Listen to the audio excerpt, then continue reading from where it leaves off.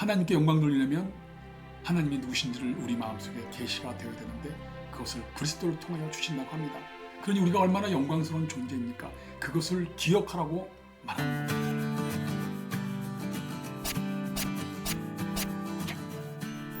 안녕하세요. 깨끗한 그릇 경배와 찬양 이야기의 김요한 목사입니다.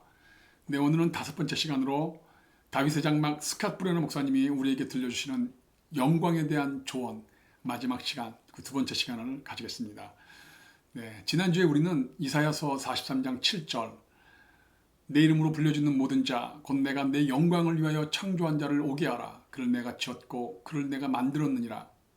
이 말씀을 통해서 우리는 온전히 하나님의 영광을 위해 창조되었고 온전히 하나님의 영광을 위해 살다가 온전히 하나님의 영광을 위하여 죽는, 그야말로 하나님의 영광은 우리 예배자인 우리에게 그 모든 것이다 라고 말할 수 있습니다. 우리는 정말 영원한 영광을 소유하고 있고 영광 돌리는 영광스러운 성도다 라고 말씀드릴 수 있습니다. 네, 지난 방송 때 우리는 첫 번째, 하나님은 자신의 영광을 선포하시는 분이시다 라고 알아봤습니다. 출애굽기 34장 6절로 7절, 첫 번째 돌판을 깨뜨린 모세에게 하나님은 직접 네가 다시 돌판을 다듬고 깎아서 가지고 올라오라 라고 하십니다. 두 번째, 모세가 올라갔을 때 하나님은 스스로 당신의 영광을 모세에게 보여주십니다. 하나님의 영광이 나타날 때에는 하나님의 거룩하고 선하신 신성이 함께 선포되었죠. 자비롭고 은혜롭고 노하기를 더디하고 인자와 진실이 많은 하나님이라. 만약 한 인간이 이런 모습을 본다면 그 엄청난 장관과 그 영광에 압도되었을 거라고 생각합니다. 두 번째, 이미 우리가 여러 번 언급한 요한복음 4장 23절로 24절, 영과 진리의 방법으로 하나님께 예배드리는 이 세상에서 하나님의 영광을 나타낼 뜨거운 가슴과 믿음과 열정을 가진 그런 경배자들을 찾고 계신다는 것을 말씀드렸습니다. 하나님의 영광을 위해 뜨거운 열정을 품고 살아갈 사람은 누구인가? 바로 우리가 되어야 되지 않겠는가? 그렇게 말씀드렸습니다. 마지막으로 사랑하는 다음 세대 청소년들과 청년들이 교회를 떠나는 이유에 대해서도 토로했었습니다. 그들이 살면서 눈물을 흘리고 가슴이 아픈 현실을 마주할 때마다 성경의 가르침대로 힘들어도 하나님의 길을 따르고 자신의 인생을 복음 앞에 무릎 꿇리는 것이 살아있는 믿음이다 라고 말씀을 드렸습니다. 그러면 그 무릎 꿇리는 그 현장에, 그 자리에 반드시 살아계신 하나님의 영광이 임한다 라고 말씀을 드렸습니다. 네, 오늘은 지난주에 이어서 하나님의 영광이 우리에게 구체적으로 어떻게 나타났는지를 한번 살펴보겠습니다. 세 번째, 하나님은 당신의 영광을 이 타락한 세상에 내려주셨다 라고 말합니다.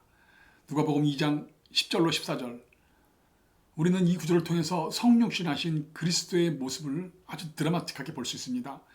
저는 이 부분을 시나리오로 작성할 때 너무 감동이 되어서 작성을 멈추고 한동안 주님께 영광을 돌렸습니다. 천지 창조 이후 역사상 가장 위대한 메시지가 한밤중에 이 지구라는 작은 별에, 작은 땅에 나타납니다. 누가복음 2장 10절로 11절을 읽어드리겠습니다. 천사가 이르되 무서워하지 말라. 보라, 내가 온 백성에게 미칠 큰 기쁨의 좋은 소식을 너희에게 전하노라. 오늘 다윗의 동네에 너희를 위하여 구주가 나셨으니 곧 그리스도 주시니라. 이 메시지가 천사들로부터 목자들에게 선포될 때 갑자기 하나님의 영광이 임했습니다. 누가복음 2장 13절로 14절, 호련히 수많은 천군이 그 천사들과 함께 하나님을 찬송하여 이르되 지극히 높은 곳에서는 하나님께 영광이요 땅에서는 하나님이 기뻐하시는 사람들 중에 평화로도 하니라. 복음이 선포되는 순간 그 자리에 그 메시지와 함께 하나님의 영광이 더불어 나타나는 것입니다. 호련히 수많은 천군이 천사들과 함께 하나님을 경배하고 그분께 영광을 돌림으로써 하나님의 계시에 대한 천군 천사가 영광을 돌리는 것으로 반응하는 것입니다. 하늘과 땅의 대예배가 펼쳐지는 것이죠. 2000년 전 지구의 한 작은 마을에서 영광스럽고 장엄한 우주의 대예배가 펼쳐진 것이죠.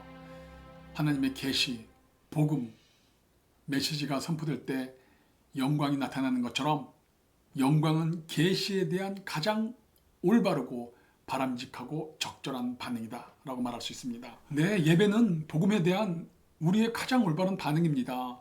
하나님의 영광이 나타나는 것에 대한 가장 올바른 반응은 바로 예배입니다. 그것이 첫 창조 때 인간의 모습을 회복하는 길이며 하나님의 영광으로 들어가는 첩경이고 하나님의 영광에 이르는 길입니다. 하나님의 영광이 나타나는 가장 올바른 반응, 예배, 바로 그것에 회복과 생명이 일어나고 불신과 어둠과 눈물이 그치고 감격과 희망과 순간의 가치에 감사하는 가난한 마음들이 일어나는 하나님의 영광을 위한 참 생명의 장소가 바로 예배인 것입니다. 이처럼 하나님의 영광은 복음의 선포와 함께 한다는 것을 믿으시고 하나님의 계시가 선포되는 여러분이 드리는 그 어떤 환경과 자리의 예배라 할지라도 하나님의 영광을 경험하는 우리 귀한 시청자분들이 되시기를 축원합니다. 바로 그 영광스러운 예배 자리에 바로 여러분들이 계시기를 축복합니다. 네, 마지막으로 네 번째, 하나님의 영광을 보는 방법에 대해서 말씀드리겠습니다. 스카포레네 목사님은 첫 번째, 믿음은 믿음으로만 가능하다라고 말하고 있습니다. 주님이 십자가 순환을 당하시고 부활하신 후 제자들에게 처음 나타나셨죠. 하지만 그때 도마는 없었습니다. 제자들은 주님을 봤다고 했지만 도마는 믿지 못했습니다. 아마 저 같아도 믿지 못했을 것 같아요. 안 봤으니까요. 8일 후에 다시 나타나신 주님을 본 도마는 결국 주님의 십자가 사형의 흔적을 만지고 난 후에 터질 듯한 마음으로 믿음을 고백합니다. 요한복음 20장 28절, 도마가 대답하여 이르되 나의 주님이시요 나의 하나님이시니이다. 주님은 도마와 같은 사람들에게 이렇게 말씀하십니다. 요한복음 20장 29절, 예수께서 이르시되 너는 나를 본고로 믿느냐? 보지 못하고 믿는 자들은 복되도다.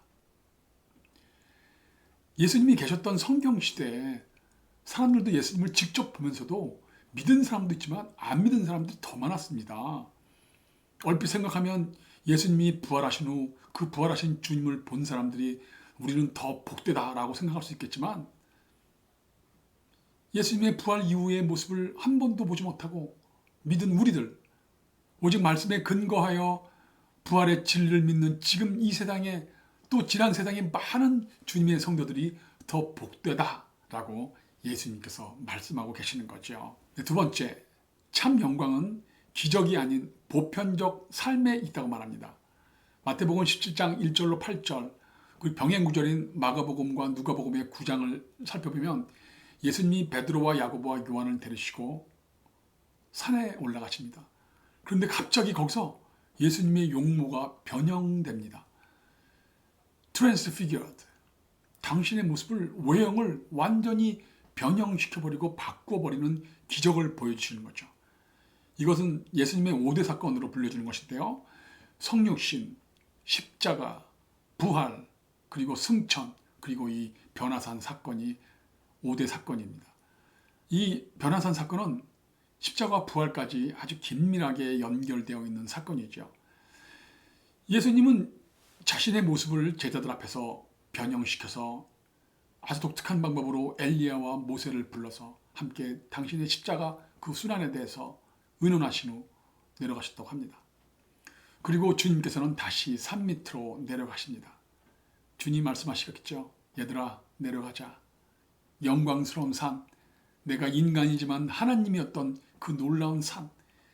베드로는 얼마나 그 모습이 황홀했는지 황홀공에 빠져서 주님이 여기서 초막셋을 지어서 여기서 지내고 싶습니다. 이런 횡설수설하는 모습까지도 보였던 그런 아름다웠던 당신의 영광을 뒤로하시고 산 아래 십자가가 기다리고 있는 그 일상으로 주님은 내려가십니다. 이렇게 영광을 내려놓고 일상으로 자기가 맡은 사명의 자리로 내려가는 것이 참 영광이다, 이렇게 말하고 있습니다. 주님께서 우리에게 영광스러운 자리에서 일상으로 산 밑으로 내려가는 것을 모범을 보여주신 것이지요. 즉 영광은 삶의 자리, 맡겨진 사명의 자리에서 나타난다는 말씀입니다. 로마서 12장 1절로 2절 말씀이 생각나네요. 우리의 기쁜 자리, 우리의 쾌락의 자리, 우리가 놓고 싶지 않은 우리의 그 은밀한 각자의 영광의 자리에서 내려와서 주신 사명의 길로 따라가는 것, 그것이 바로 진정한 하나님의 영광을 나타내는 자리요, 하나님의 영광이 나타나는 자리인 것을 믿고 우리 주님을 따라가도록 하십시다. 이제 세 번째 마지막으로, 그는 하나님의 영광을 보려면 우리가 어떤 존재인가를 기억하라고 말합니다.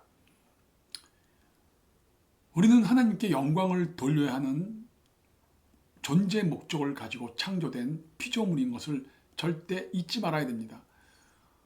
그리고 지금 그런 믿음을 가진 이 세대가 일어나서 이 세상에 하나님의 영광을 비치고 하나님이 살아계심을 알리는 그런 일을 해야 한다고 말합니다. 무엇보다 바로 지금 그렇게 하라고 말합니다. 그는 우리를 향한 하나님의 계획이 있는데, 그것은 고린도후서 4장 6절, 어두운 데 빛이 빛이라 말씀하셨던 그 하나님께서 예수 그리스도의 얼굴에 있는 하나님의 영광을 아는 빛을 우리 마음에 비추셨느니라. 이 말씀은 하나님의 영광이 나타나는 구원받은 우리에 대한 위대한 각성을 알려주는 말씀입니다.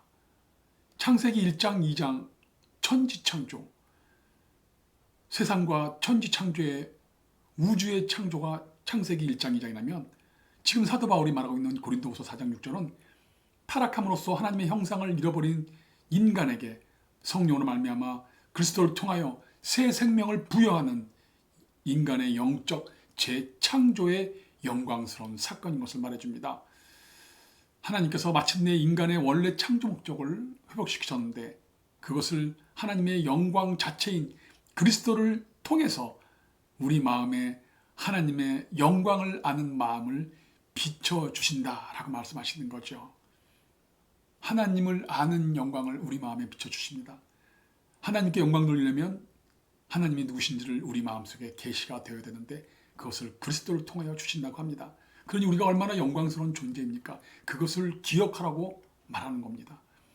하나님께서는 당신을 믿고 따르는 우리들에게 성령을 통해 영적 지각 능력을 주셨고, 또한 진리를 비춰주심으로써 우리가 하나님의 영광의 진리를 맛보아 알 수 있는 그런 거룩한 성도가 되었다고 하십니다. 할렐루야.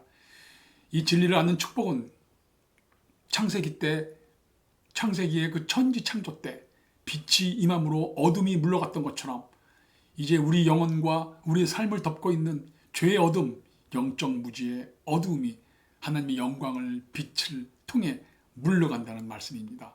할렐루야. 하나님의 영광이 비로소 우리의 삶에 임하는 것이죠. 예배드려야 됩니다. 얼마나 감사합니까? 방송을 마치겠습니다. 하나님께 영광을 돌린다는 것은 나는 나의 것이 아니라는 포기의 선언입니다. 나는 하나님의 피조물이요, 나의 모든 능력과 나의 모든 시간과 나의 모든 것은 하나님의 것입니다 라는 것을 고백하는 것입니다. 백성들로부터 찬사를 들은, 그래서 그 찬사를 하나님께 온전히 돌리지 않은 죄로 자기가 피조물인 신분을 망각한 헤롯 왕, 사도행전 12장 23절에 그 헤롯 왕은 충이 먹어서 죽었다고 합니다. 영광은 온전히 하나님의 것입니다. 우리는 언제나 찬사와 기쁨과 영광을 온전히 하나님께 돌려야 됩니다. 이제 우리는 주님을 따르는 방향성을 잃지 말고 궤도를 계속 수정해가면서 오직 주님만 따르는 성도가 되기를 원합니다. 그러면 하나님의 영광이 우리의 말과 우리의 생각과 우리 행동에, 우리의 전인적인 삶을 통해 나타나게 될 것이고, 우리의 그 일생을 통해서 우리의 개인과 가정과 학교와 직장, 사업에 하나님의 영광이 드러나게 될 것입니다. 이로써 스캇 브레너 목사님의 조언을 통해, 영광이라는 주제에 대한 조언을 통해 우리의 믿음의 삶에서 아주 중요한 영광이라는 개념을 2주에 걸쳐서 살펴보았습니다. 오늘의 찬양은 역시 지난주에 이어서 장윤영 교수님의 완전하신 나의 주 예배합니다를 주님께 찬양 드리면서 여러분과 함께 나누도록 하겠습니다. 여러분, 멋진 9월의 영광이 나타납니다. 훌륭한 9월을 기대합니다. 시원해졌습니다. 여러분, 다음 방송 때 뵙겠습니다. 샬롬.